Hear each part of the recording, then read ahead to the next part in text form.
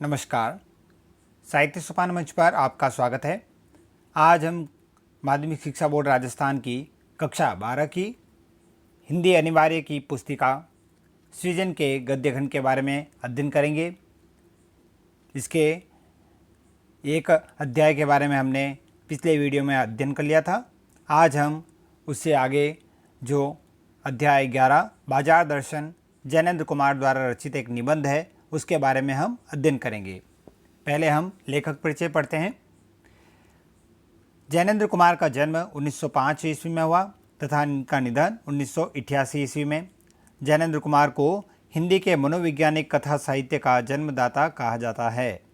एक लिखने की शैली जो है मनोवैज्ञानिक कहानियाँ जो है वो उपन्यास जो है वो ये लिखते थे। उन्होंने हिंदी उपन्यास और कहानियों को नई दिशा दी। वे गंभीर चिंतक भी रहे हैं। गांधीवादी विचारधारा को उन्होंने गहराई से अपने आत्मसात किया अर्थात ग्रहण किया। परख, अनाम स्वामी, सुनीता, त्यागपत्र, कल्याणी, जयवर्धन और मुक्तिबोध जैसे उनके प्रसिद्ध उपन्यास हैं। उनके कहानी संग्रह वातायन, एक रात, दो चिड़िया, फांसी, नीलम देश की राजकन्या तथा पाजेब, उनके विचार प्रधान निबंध, प्रस्तुत प्रश्न, जड़ की बात, पूर्वादय, साहित्य का श्रेय और प्रेय, सोच विचार तथा समय और हम उनकी बहुमुखी प्रतिभा के परिचायक हैं। बहुमुखी अर्थात अलग अलग गद्य की शैलियों में उन्होंने लिखा है, इसलिए ये बहुमुखी प्रतिभा थी इनमें। जीवन के प्रश्नों को सुलझाने में जैनेन्द्र की दृष्टि व्यापक रही है। मुंशी प्रेमचंद ने उन्हें भारत का गोरकी कहकर महिमा मंडित किया है। यहाँ पर ये विश्व के गोरकी जो थे वह विदेशी उनकी उपाधि के रूप में उनको कहा है। प्रस्तुत निबंध बाजार दर्शन में बढ़ती उपभोक्तावादी परंपरा वो जिसमें हम हर एक वस्तु का उपभोग करना पसंद करते हैं। हर एक वस्तु ऐसी जो सुख सुविधा दे सके उसका उपयोग करना चाहते हैं हम। एवं बाजारवाद पर गहरा मंथन यानी विचार किया है। लेखक यह मानता है कि बाजार हमारी आवश्यकता की पूर्ति के लिए है। यह विक्रेता और क्रेता अर्थात बेचने वाला और खरीदने वाला दोनों के मन में संतोष और तृप्ति के भाव जगाता है। लेकिन उपभोक्तावादी परंपरा ने आज बाजार को अपनी आर्थिक संपन्नता के दंभ यानी झूठा दिखावा प्रदर्शन का साधन बना दिया है। हम बिना आवश्यकता के अकारण ही बाजार से अनाप शनाप वस्तुएं खरीदते हैं तो इससे बाजार में कपट बढ़ता है, कृत्रिम अभाव बढ़ता है और महंगाई बढ़ती है। आज ग्राहक और विक्रेता दोनों ही कपटपूर्ण व्यवहार से हमारे विनिमय यानी लेन देन और अर्थतंत्र को क्षति पहुंचा रहे हैं। आवश्यकता से अधिक वस्तुओं का संग्रह अर्थव्यवस्था के लिए घातक है। धन का दुरुपयोग व दंभ हानिकारक है। दंभ यानी झूठा दिखावा वही। बाजार हमारी संतुष्टि के लिए होता है, न कि असंतोष, तृष्णा व ईर्ष्या वृद्धि के लिए। यानी ऐसे नहीं कि हम संतोष नहीं हुए तो और वस्तुएं लेते जाएं, तृष्णा हमारी चाह पूरी नहीं हुई तो और वस्तुएं लेते जाएं, और ईर्ष्या यानी दूसरों को दिखाने के लिए, तो ये सब भी नहीं होना चाहिए। अब इस पाठ के शब्दार्थ जो है वो देखिए। असबाब यानी सामान, परिमित यानी सीमित, नाचीज यानी महत्वहीन, अकिंचितकर यानी अर्थहीन यानी पैसे से खाली, पशोपेश यानी असमंजस, दरकार यानी ज़रूरत, पेशगी यानी अग्रिम, दारुण यानी भयंकर, स्पृहा यानी इच्छा। अब हम यहाँ से मूल निबंध जो है यहाँ से वहाँ पढ़ते हैं। बाजार दर्शन। एक बार की बात है, मित्र गए थे कोई मामूली चीज़ लेने, पर लौटे तो एकदम बहुत से बंडल पास थे। मैंने कहा यह क्या? बोले यह जो साथ थी, अर्थात उनकी पत्नी भी साथ थी। उनका आशय था कि यह पत्नी की महिमा है, उस महिमा का मैं कायल हूँ। आदिकाल से इस विषय में पति से पत्नी की ही प्रमुखता प्रमाणित है और यह व्यक्तित्व का प्रश्न नहीं, स्त्रीत्व का प्रश्न है। स्त्री माया न जोड़े अर्थात पैसे इकट्ठे न करे या कोई वस्तुएं जो है सुख सुविधा की वो न करे, तो क्या मैं जोड़ूं? फिर भी सच सच है और वह यह कि इस बात में पत्नी की ओट ली जाती है, अर्थात सिर्फ पत्नी का तो बहाना नाम लिया जाता है। मूल में एक और तत्व को महिमा सविशेष है, वह तत्व है मनी बैग, अर्थात पैसे जो हैं वो होते हैं, इसलिए ये सामान खरीदा जाता है। अर्थात पैसे की गर्मी या एनर्जी। पैसा पावर है, पर उसके सबूत में आसपास माल टाल न जमा हो तो क्या वह खाक पावर है? पैसे को देखने के लिए बैंक हिसाब देखिए, पर पाल माल असबाब मकान कोठी तो अनदेखे भी दिखते हैं। पैसे के उस परचेजिंग पावर के प्रयोग में ही पावर का रस है। यहाँ पर लेखक ये कहना चाह रहे हैं कि ये व्यंग्य कर रहे हैं ऐसे लोगों पर जो पैसे वाले होते हैं, और यदि वह कुछ सामान सुख सुविधाओं का न खरीदे तो फिर उस पैसे का क्या मतलब। लेकिन नहीं, लोग संयमी भी होते हैं। संयमी जो संयम रखते हैं वे फिजूल सामान को फिजूल ही समझते हैं। वे पैसा बहाते नहीं हैं और बुद्धिमान होते हैं। बुद्धि और संयम पूर्वक वह पैसे को जोड़ते जाते हैं। वह पैसे की पावर को इतना निश्चय समझते हैं कि उसके प्रयोग की परीक्षा उन्हें दरकार नहीं है। ऐसी जरूरी नहीं है कि उसका प्रयोग करके देखा ही जाए।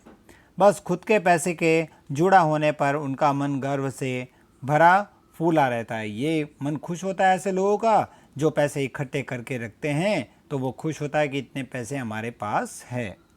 मैंने कहा, यह कितना सामान ले आए? मित्र ने सामने मनी बैग फैला दिया, दिखा दिया मनी बैग। यह देखिए, सब उड़ गया। अब जो रेल टिकट के लिए भी बचा हो, अर्थात अब रेल टिकट के लिए भी नहीं बचा पैसा तो। मैंने तब तय माना कि और पैसा होता तो और सामान आता।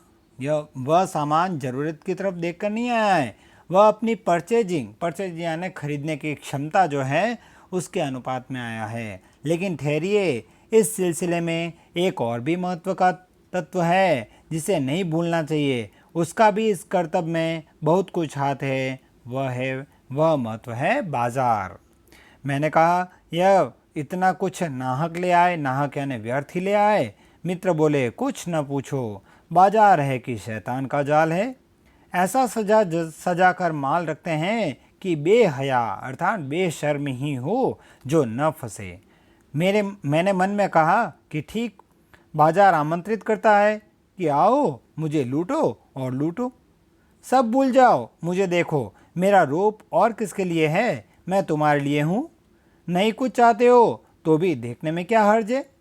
अजी आओ भी। इस आमंत्रण में यह खूबी है कि आग्रह नहीं, आग्रह तिरस्कार जगाता है, लेकिन ऊंचे बाजार का आमंत्रण मूक होता है। मूक यानी बाजार ये कहता नहीं है, बोल के व्यक्त नहीं करता है, बिना बोले ही बाजार इस प्रकार का आमंत्रण देता है और उससे चाह जगती है। चाह मतलब अभाव। लोग चौक बाजार में खड़े होकर आदमी को लगने लगता है कि उसके अपने पास काफ़ी नहीं है, और चाहिए और चाहिए। मेरे यहाँ कितना परिमित है, अर्थात बहुत कम है, और यहाँ कितना अतुलित है। ओह, कोई अपने को न जाने तो बाजार का यह चौक उसे कामना से विकल बना छोड़े। विकल यानी व्याकुल बना छोड़े। विकल क्यों? पागल बना छोड़े। असंतोष, तृष्णा और ईर्ष्या से घायल कर मनुष्य को सदा के लिए यह बेकार बना डाल सकता है। एक और मित्र की बात है। यह दोपहर के पहले के गए बाजार से कई शाम के वापस आए तो खाली हाथ। मैंने पूछा, कहाँ रहे? अरे बोले, बाजार देखते रहे। मैंने कहा, बाजार को देखते क्या रहे? बोले, क्यों बाजार? तब मैंने कहा, लाए तो कुछ नहीं। बोले, हाँ, पर यह समझना आता था कि न लूँ तो क्या, अर्थात सब कुछ लेने का मन कर रहा था। सभी कुछ तो लेने का जी होता था। कुछ लेने का मतलब था शेष सब कुछ छोड़ देना, पर मैं कुछ भी नहीं छोड़ना चाहता था। इससे मैं कुछ भी नहीं ले सका। मैंने कहा, खूब, पर मित्र की बात ठीक थी।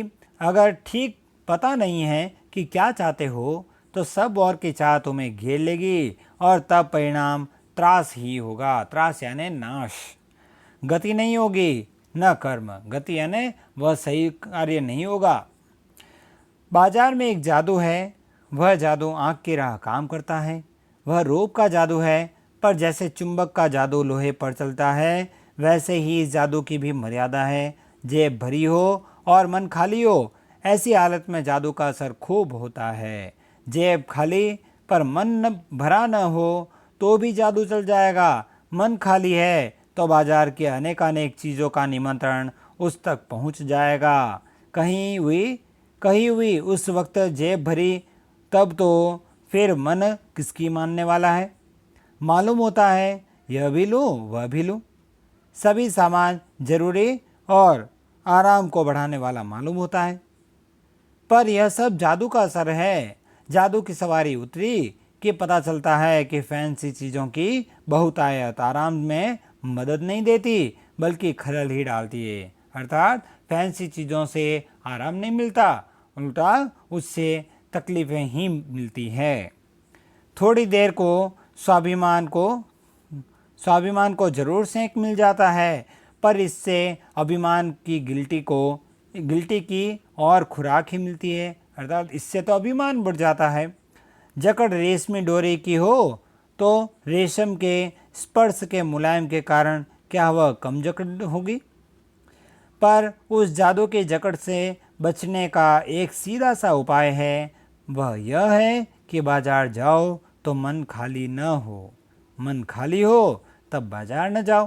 कहते हैं लू में जाना हो तो पानी पीकर जाना चाहिए। पानी भीतर हो, लू का लूपन व्यर्थ हो जाता है, अर्थात लू नहीं लगती है। मन लक्ष्य से भरा हो तो बाजार भी फैला का फैला ही रह जाएगा, तब वह घाव बिल्कुल नहीं दे सकेगा, अर्थात इससे कोई नुकसान नहीं हो पाएगा बल्कि कुछ आनंद ही देगा। तब बाजार तुमसे कृतार्थ होगा, अर्थात हमें एहसानमंद मानेगा, क्योंकि तुम कुछ न कुछ सच्चा लाभ उसे दोगे। बाजार की असली कृतार्थता आवश्यकता के समय काम आना ही है। इस प्रकार आज हमने यहाँ तक पढ़ा। कल हम अगले वीडियो में हम इससे आगे का अध्ययन करेंगे। यदि आपने इस चैनल को सब्सक्राइब नहीं किया अभी तक तो इस चैनल को ज़रूर सब्सक्राइब करें और आगे से आगे शेयर भी करते रहें। धन्यवाद।